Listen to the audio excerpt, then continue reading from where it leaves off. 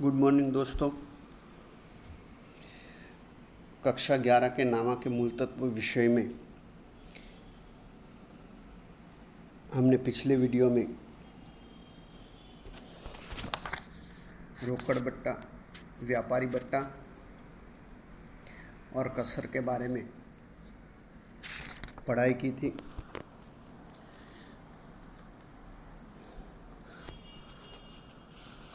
जिसमें हमने देखा था कि व्यापारी बट्टा का कोई हिसाबी लेखा वही में नहीं किया जाता है, जबकि रोकड़ बट्टा अगर दिया जाए तो खर्च के तौर पर बट्टा खाता उधार किया जाता है और अगर रोकड़ बट्टा प्राप्त हो तो उपज के तौर पर बट्टा खाता जमा होता है। उसी तरह व्यापारी लेना देना के निपटारे के वक्त कुछ रकम कम लेकर या देकर हिसाबी निपटारा करे तो उस रकम को कसर के रूप में पहचाना जाता है। मानिए अगर कसर दी जाए तो खर्च के तौर पर कसर खाता या बट्टा खाता उधार होता है और कसर प्राप्त हो माने कम रकम चुकाई जाए तो लाभ के तौर पर कसर या बट्टे का खाता जमा किया जाता है। तो दोस्तों अब हम व्यापारी बट्टा, रोकड़ बट्टा और कसर के संदर्भ के बारे में उदाहरण नंबर 8 से इन बातों का स्पष्टीकरण प्राप्त करेंगे। तो उदाहरण नंबर 8, निम्नलिखित व्यवहार महेंद्र संघवी के रोजनामचा में लिखिए। दोस्तों हमें इन व्यवहारों का लेखा महेंद्र संघवी की रोजनामचा में करना है, तो इसलिए हमें सन 2014 के जुलाई माह के 10 व्यवहार दिए गए हैं जो रोकड़ बट्टा, व्यापारी बट्टा और कसर संदर्भ के हैं। उसके आधार पर हमें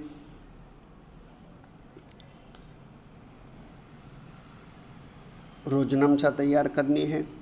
दोस्तों आपको आपकी किताब साथ में रखनी है क्योंकि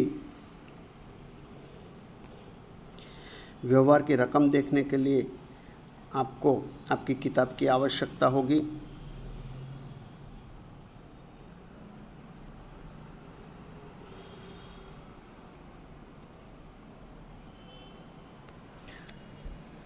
तो हमारा शीर्षक होगा महेंद्र संघवी की रोजनामचा। रोजनामचा के खाने क्या बनाने हैं आपको उसकी अब जानकारी है। दोस्तों सन 2014 जुलाई माह 1 तारीख का व्यवहार देखें तो तरुणा ट्रेडर्स में से 10,000 का माल 10% व्यापारी बट्टा से खरीदा। दोस्तों तरुणा के पास से 10,000 का माल 10% व्यापारी बट्टा से खरीदा गया है। तो व्यापारी बट्टा तो कोई लेखा नहीं होगा दोस्तों, लेकिन हमें उसकी गणना करनी होगी। तो 10,000 का 10% करें तो 1,000 होगा।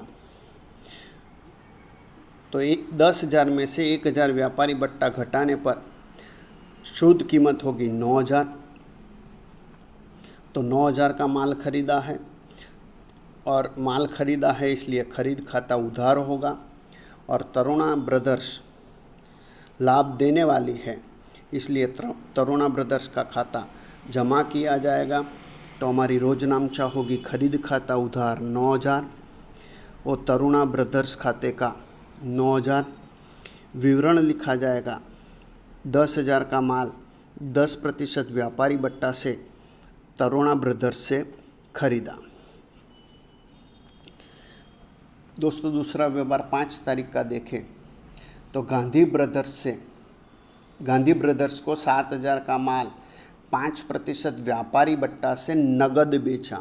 दोस्तों नगद बेचा है, 7,000 का माल बेचा है, 5% व्यापारी बट्टा है, तो 7,000 का 5% करे तो 350 व्यापारी बट्टा होगा।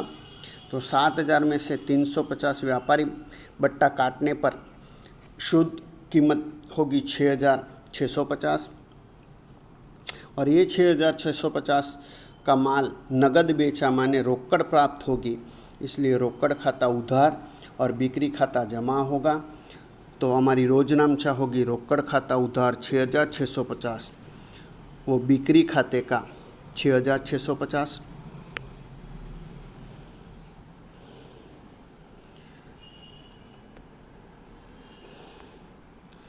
आगे 8 तारीख का व्यवहार देखें तो 8 तारीख के व्यवहार में हमें बताया गया है कि 12,000 का माल मंगलदास के पास से 10% व्यापारी बट्टा और 5% रोकड़ बट्टा से खरीदा। रकम रोकड़ में दी, मानी रकम रोकड़ में दी है दोस्तों, तो रकम चुका दी गई है, तो जितनी रकम चुकाई होगी उससे रोकड़ खाता जमा होगा। अब 12,000 का माल खरीदा है, तो 12,000 में से 10% व्यापारी बट्टा घटाना होगा, तो 12,000 का 10% 1,200 होगा। तो 12,000 में से 10% 1,200 घटाने पर शुद्ध खरीद कीमत होगी 10,800। अब रकम चुका दी गई है दोस्तों, इसलिए रोकड़ बट्टा भी गणना होगा। तो 10,800 का 5% रोकड़ बट्टा करे तो रोकड़ बट्टा 540 होगा। जो रोकड़ बट्टा प्राप्त बट्टा है, इसलिए प्राप्त बट्टे का खाता जमा होगा। और 10,800 में से 540 रोकड़ बट्टा घटाने पर चुकाई गई रकम होगी 10,260। तो हमारी रोजनामचा होगी खरीद खाता उधार 10,800, वो रोकड़ खाते का 10,260, वो प्राप्त बट्टा खाते का 540। विवरण लिखा जाएगा 12,000 का माल 10% व्यापारी बट्टा से और 5% रोकड़ बट्टा से नगद खरीदा। 10 तारीख का व्यवहार देखें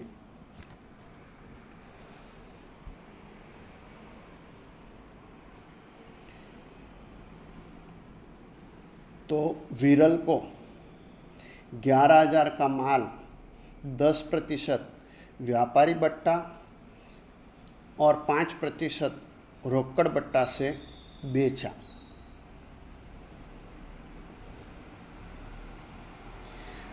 जिसकी रकम रोकड़ में मिली।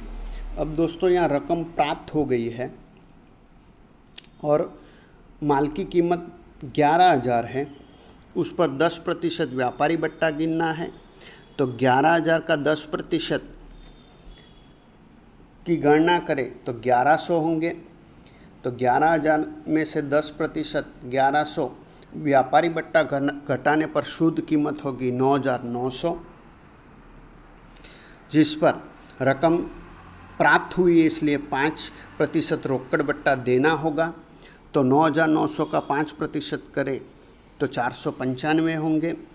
तो दिया बट्टा 495 है, जो खर्च के तौर पर खाता उधार होगा।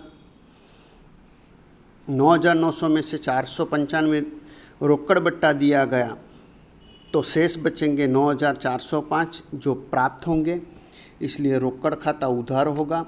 तो हमारी रोजनामचा होगी रोकड़ खाता उधार 9,405, बट्टा खाता उधार 495, वो बिक्री खाते का 9,900। विवरण लिखा जाएगा 11,000 का माल 10% व्यापारी बट्टा से और 5% रोकड़ बट्टा से नगद बेचा। अब दोस्तों 12 तारीख का व्यवहार देखें तो 12 तारीख के व्यवहार में हमें बताया गया है कि 8,000 का माल 10% व्यापारी बट्टा और 10% रोकड़ बट्टा से बिहारी ब्रदर्स से खरीदा। आधी रकम तुरंत रोकड़ में दी। दोस्तों, माल खरीदा है लेकिन रकम आधी चुकाई गई है, आधी रकम चुकानी बाकी है। तो दोस्तों, 8,000 का माल खरीदा है, उसका 10% व्यापारी बट्टा करे तो 8,000 का 10% होगा 800। माल की कीमत में से 800 व्यापारी बट्टा घटाने पर शुद्ध कीमत होगी 7200। इस 7200 में दोस्तों आधी रकम चुकाई है और आधी रकम बिहारी ब्रदर्स माने लाभ देने वाले को चुकानी बाकी है, इसलिए आधी रकम 3600 से बिहारी ब्रदर्स का खाता जमा होगा। अब 3600 जो चुकाए हैं उसमें 10% रोकड़ बट्टा गिनना होगा क्योंकि रकम चुका दी गई है। तो 3600 का 10% रोकड़ बट्टा गिने तो प्राप्त बट्टा 360 होगा और प्राप्त बट्टा उपज है, इसलिए बट्टा खाता जमा होगा।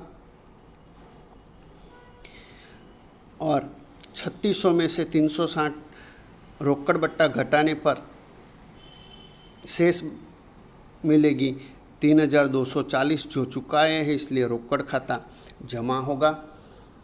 तो हमारी दोस्तों रोजनामचा होगी खरीद खाता उधार 7200, वो रोकड़ खाते का 3,240, वो बट्टा खाते का 360, वो बिहारी ब्रदर्स खाते का 3600।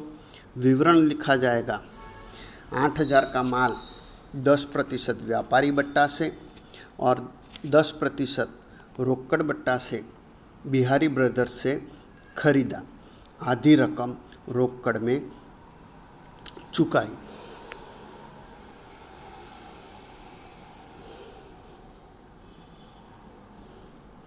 दोस्तों, 15 तारीख का व्यवहार देखें तो 15 तारीख के व्यवहार में हमें बताया है कि 15,000 का माल बीमल को 10% व्यापारी बट्टा और यदि 20 तारीख तक रकम चुकाए तो 10% रोकड़ बट्टा से बेचा। माने दोस्तों बीमल को 15,000 का माल 10% व्यापारी बट्टा से बेचा है और अगर 20 तारीख से पहले दोस्तों वो रकम चुका दे तो उसे 10% रोकड़ बट्टा देना है। लेकिन अभी तो वो कोई रकम चुका नहीं रहा है, इसलिए 10% व्यापारी बट्टा घटाकर बिक्री का लेखा करना होगा।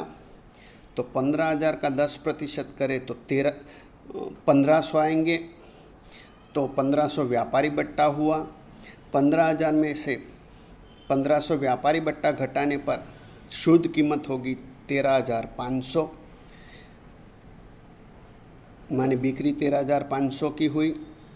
और बीमल लाभ लेने वाला है दोस्तों, इसलिए बीमल खाता उधार होगा और बिक्री खाता जमा होगा।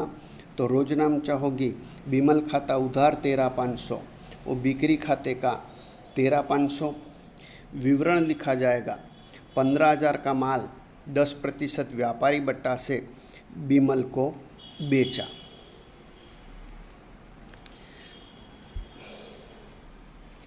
दोस्तों 18 तारीख का व्यवहार देखें तो तारीख 15 की बिक्री में से आधी रकम का चेक बीमल ने दिया जो बैंक में भरा। दोस्तों बीमल के पास से 13,500 लेने थे, उसमें से आधी रकम माने 6,750 के संदर्भ में वो चेक दे रहा है। अब दोस्तों 15 तारीख के व्यवहार में ऐसा बताया गया था कि अगर बीमल 30 तारीख से पहले रकम चुकाए तो उसे रोकड़ बट्टा देना है। तो दोस्तों यहाँ आधी रकम 6,750 के संदर्भ में वो चेक दे रहा है, इसलिए 6,750 पर 10% रोकड़ बट्टा उसे देना होगा। तो 6,750 का 10% करे तो 675 रोकड़ बट्टा उसे दिया जाएगा, जो खर्च के तौर पर दिया बट्टा का खाता उधार होगा। अब दोस्तों 6,750 में से बीमल को 675 रोकड़ बट्टा दिया तो शेष बचेगा 6,075, जो चेक बीमल देगा। तो और वो चेक बैंक में भरा है, इसलिए बैंक लाभ लेने वाला है, इसलिए बैंक खाता उधार किया जाएगा। तो हमारी रोजनामचा होगी बैंक खाता उधार 6,075, दिया बट्टा खाता उधार 675, वो बीमल खाते का 6,750। विवरण लिखा जाएगा, बीमल ने आधी रकम चेक से चुकाई और 10% रोकड़ बट्टा दिया। या दोस्तों यहाँ ऐसा भी लिखा जा सकता है कि बीमल ने 10% रोकड़ बट्टा काटकर आधी रकम का चेक दिया।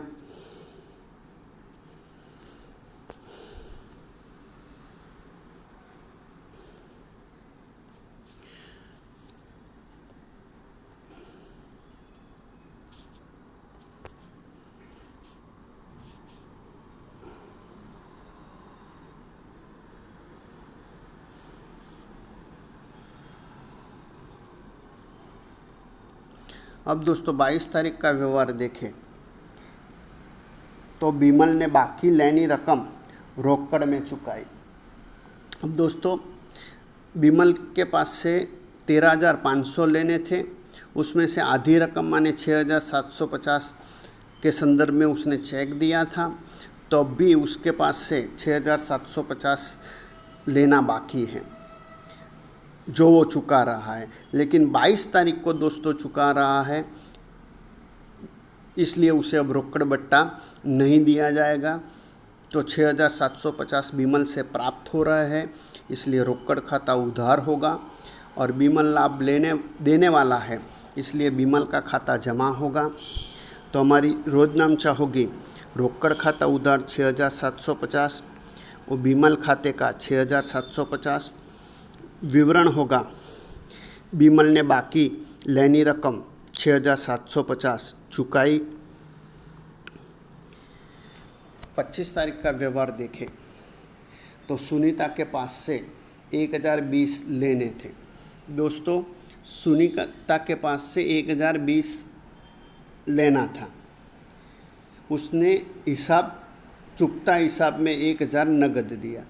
दोस्तों लेना था 1,020 और उसने हिसाब के रूप में 1,000 नगद दे दिए, माने 20 रुपये नहीं दिए हैं, जो कसर गिनी जाएगी, जो कम प्राप्त हो रही है, इसलिए दी गई कसर है, इसलिए खर्च के तौर पर दी कसर का खाता उधार होगा। 1,000 प्राप्त हो रहा है, इसलिए रोकड़ खाता उधार होगा 1,000 से। और सुनीता लाभ देने वाली है, इसलिए सुनीता का खाता जमा होगा। तो रोजनामचा होगी रोकड़ खाता उधार 1,000, कसर खाता उधार 20 और सुनीता खाते का 1,020। विवरण लिखा जाएगा, 1,020 के लेना पेटे सुनीता ने 1,000 पूर्ण हिसाब के रूप में दिए। 31 तारीख का व्यवहार देखें तो वैशाली को 810 के देवा पेटे 800 का चेक देकर हिसाब चुकता किया।